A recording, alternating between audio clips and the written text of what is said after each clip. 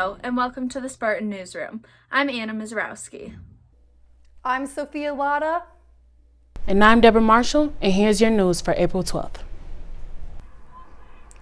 Scam artists have keyed in on an increase in people signing up for unemployment benefits online and are getting away with it. Scam artists sent a text or an email to jobless workers directing them to their site. Once they have filled out their personal information, they are then directed to the real unemployment site, but it's too late. Scam artists now have access to their login to find even more personal information. The FBI received 250,000 complaints last year about phishing scams, resulting in people losing around $54 million. 1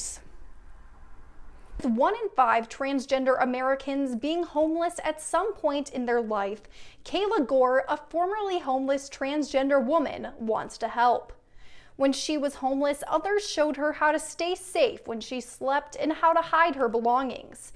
Now she runs an organization in Memphis, Tennessee that provides emergency housing to transgender people. Gore said people who are transgender face more discrimination in the workforce, which can sometimes cause them to lose their job. Gore said, quote, "It makes no sense," which is why she started the Tiny Homes Project to build 20 tiny homes for trans women of color so they never have to rent again.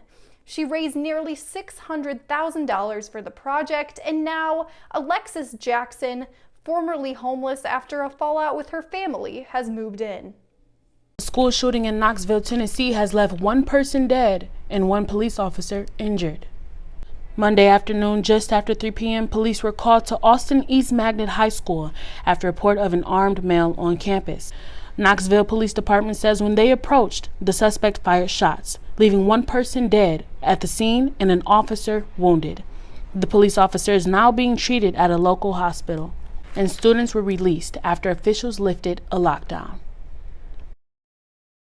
According to the CDC, more than 35% of the American population is vaccinated, but the virus is not stopping the other 65% of Americans who are not vaccinated from traveling.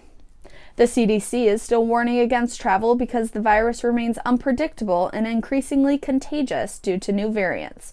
With spring break season, many people are eager to travel to warmer weather simply because they are tired of staying at home. While fully vaccinated people can travel at low risk to themselves, the CDC is still warning against travel for anyone due to the increase in cases.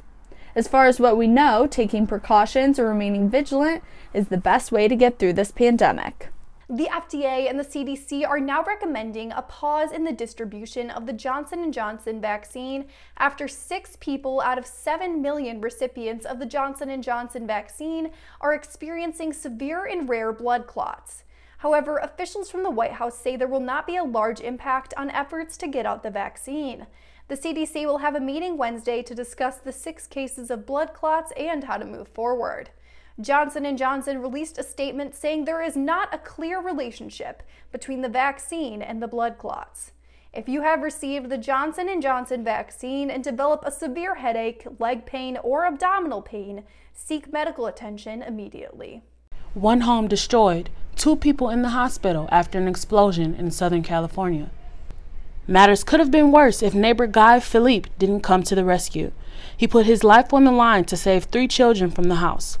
Philippe says debris was everywhere, and he smelled gas, but that did not stop him from removing 3 kids from the home and going back in search for their relatives. Philippe says he saw a woman in the house in pretty bad condition, and firefighters say one man suffered critical burns and they had to use chainsaws to cut through debris and free another man from what appeared to be the garage. Investigators are trying to find the cause of the explosion. Neighbors want to know what caused the explosion. 7 homes were damaged, and the cleanup will definitely take some time.